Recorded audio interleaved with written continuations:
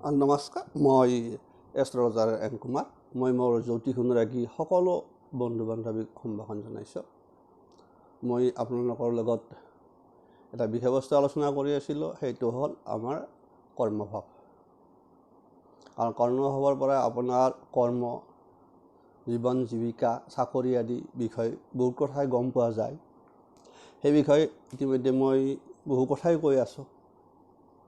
মই তাৰ মাজতে এটা কথা আৰু কৈছোঁ যে কৰ্মভাৱত কেতিয়াবা বিশেষকৈ কৰ্মভাৱ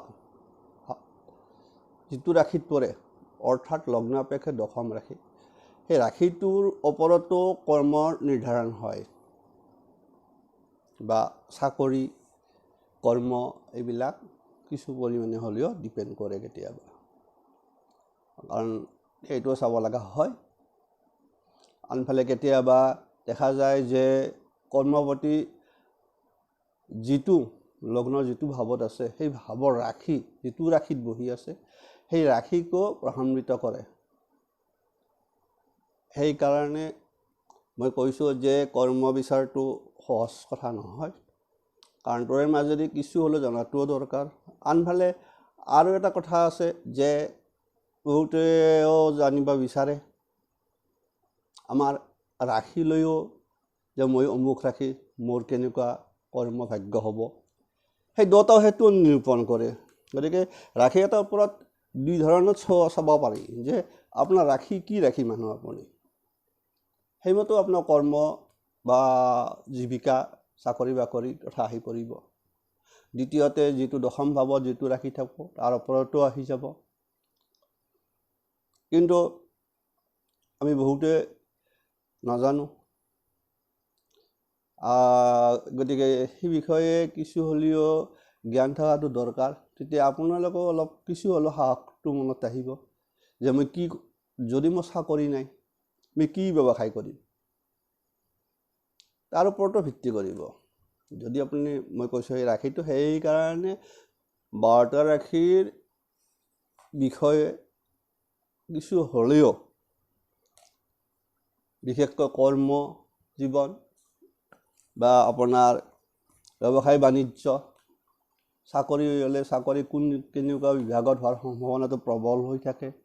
ব্যৱসায় কৰিলে ৰাশি অনুযায়ী কোনটো ৰাশিত মই ক'লোঁ কি ব্যৱসায়ত বেছি সুফল পাব, সেই বিষয়ে মই আপোনালোকৰ আগত কিছু থুলমূল এটা আভাস ধৰি আছোঁ। গতিকে কথাটো আপোনাৰ দুই প্ৰকাৰে চাব পাৰিব। এইটো বস্তু আপোনাৰ ৰাশিটো লৈও আপুনি চাওক, আনফালে দশম ৰাশি কি আছে সেইটো লৈও চাওক। আৰু কেতিয়াবা দেখা যায় যে আপোনাৰ ৰাশি আৰু দশম ৰাশিৰ মানে কিছু কথা আহি পৰিব, সম্পৰ্কিত হৈ যায়, সেইটো কৈছোঁ।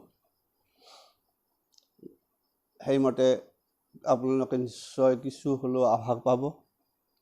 আজি মই আপোনালোকক 6টা ৰাশিৰ বিষয়ে ক'ম। 6টা ৰাশিৰ জাতক জাতিকাৰ আপোনাৰ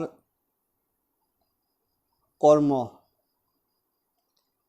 অৰ্থাৎ ব্যৱসায় বাণিজ্য নহ'লে চাকৰি কেনেকুৱা হ'লে বেছি সুফল পাব আৰু সম্ভাৱনাটো থাকে।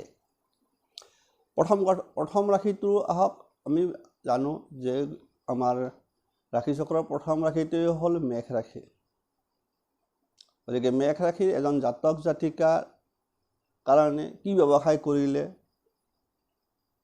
কি বেপাৰ বাণিজ্য কৰিলে বেছি লাভৱান হ'ব। প্ৰথম কথা হ'ল, যদি আপুনি মেঘ ৰাশিৰ মানুহ হয় তেনেহ'লে আপোনাৰ কাৰণে উপযুক্ত ব্যৱসায় বা বাণিজ্যৰ ক্ষেত্ৰত হ'ব পচম কাপোৰ, পাথৰ, কাঠ, সুগন্ধি দ্ৰব্য, ৰাসায়নিক দ্ৰব্য, প্ৰকাশনা, প্ৰেছ আদি ব্যৱসায় কৰিলে আপুনি লাভৱান হ'ব পাৰিব। চাকৰি ক্ষেত্ৰত আপোনালোকৰ সম্ভাৱ্য চাকৰি ক্ষেত্ৰ হ'ব বেংক, জীৱন বীমা, স্বাস্থ্য কেন্দ্ৰ, শিক্ষা প্ৰতিষ্ঠান, পুলিচ, সৈন্য বিভাগ, বিদ্যুৎ বিভাগ আদিত চাকৰি কৰিলে, অথবা সাংবাদিকতা অথবা লেখক হিচাপে আপোনালোকে সুনাম পাব আৰু অৰ্থ আহিব। এইটো মেঘ ৰাশি কাৰণে যদি মেঘ ৰাশিত হয় আপোনাৰ দশম স্থানো হয় বা আপোনাৰ নিজৰ হয়তো ৰাশিটো হয় ঠিক একেলগে টানিব কাৰণ ৰাশি অনুযায়ী বেলেগকৈ নাহে ৰাশি অনুযায়ী এটা ৰাশিৰ ওপৰত এটা নিৰ্দিষ্ট কিছুমান আপোনাৰ ফলাফল দি থোৱা আছে সেইকাৰণে মই কৈছোঁ যে দুই ধৰণে চাব পাৰিব আৰু দ্বিতীয়তে ক'লোঁ মই এতিয়া কম বৃষ ৰাশি জাতক জাতিকা চাব আপোনালোকৰ ব্যৱসায় বাণিজ্য কিটো ছাইডত কৰিলে বেছি লাভৱান হ'ব বিশেষকৈ বৃষ ৰাশি জাতক জাতিকাৰ আছে বস্ত্ৰ গবাদি পশু তাৰ পশু পক্ষী যিটো আপোনাৰ ধৰক গৰু ম'হ ছাগলীয়ে যিয়ে নগা যিকোনো কয় সেইকাৰণে গবাদি পশু বুলি কৈছে ব্যৱসায় ইটা চিমেণ্ট মাছ ভূমি বাৰী তাৰ লগত খাদ্য শস্য আৰু মনোহাৰী ব্যৱসায় কৰিলে লাভৱান হ'ব বৃষ ৰাশি জাতক জাতিকাৰ ক্ষেত্ৰত চাকৰিৰ ক্ষেত্ৰত আপোনাৰ বিশেষকৈ বৃষ ৰাশিৰ চাকৰিটো আহিছে আপোনাৰ ৰেল টেলিফোন বন্দৰ বেংক জীৱন বীমা অস্ত্ৰ কাৰখানা ইঞ্জিনিয়াৰিং বিভাগত কাম কৰিলে উন্নতি কৰিব কিন্তু কথা এটা দিছে তাত চাকৰিত প্ৰায়ে পৰিৱৰ্তন হোৱাৰ সম্ভাৱনা থাকে বৃষ ৰাশি জাতক জাতিকাসকলৰ চাকৰি কৰিলে ইয়াৰ পিছত আহিব তৃতীয় ৰাশিটোত মিথুন ৰাশি অধিপতিত বুধ জানে ব্যৱসায় বাণিজ্যৰ ক্ষেত্ৰত আহিব হোটেল ব্যৱসায় কাগজ প্ৰেছ সুদৰ ব্যৱসায় প্ৰকাশনা খনিজ দ্ৰব্যৰ ব্যৱসায়ত লাভৱান হ'ব চাকৰিৰ ক্ষেত্ৰত শিক্ষা বিভাগ বেংক ডাক্তৰ আয় বিক্ৰয় কৰ বিভাগ স্বাস্থ্য ইঞ্জিনিয়াৰিং বিভাগ আদিত চাকৰি হ'ব কাৰণ এই ক্ষেত্ৰত অলপ পোৱাৰ ক্ষেত্ৰত এইবিলাক ছাইডত বেছিকৈ পোৱাৰ সম্ভাৱনাটো থাকি যায় মিথুন ৰাশিৰ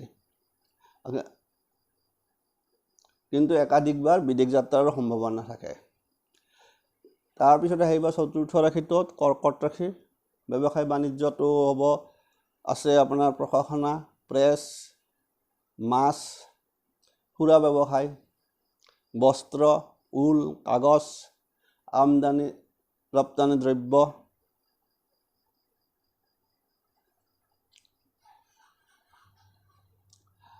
আদিৰ উপাৰ্জন ভাল আহিব আৰু সেইমতে চাকৰিৰ ক্ষেত্ৰতো আহিব আপোনাৰ চাকৰি যদি হ'ব লগা হয় শিক্ষা ক্ষেত্ৰত আয়কৰ আবকাৰী বিভাগত বেংকত হিচাপ নিকাচ প্ৰক্ৰিয়া যিটো একাউণ্টেঞ্চি বুলি কয় দপ্তৰত চাকৰি নেক্সট আহিল সিংহ ৰাশিৰ ব্যৱসায় বাণিজ্য হ'ল কাঠ ইটা পাথৰ লোহা তুলা কয়লা ট্ৰেন্সপৰ্ট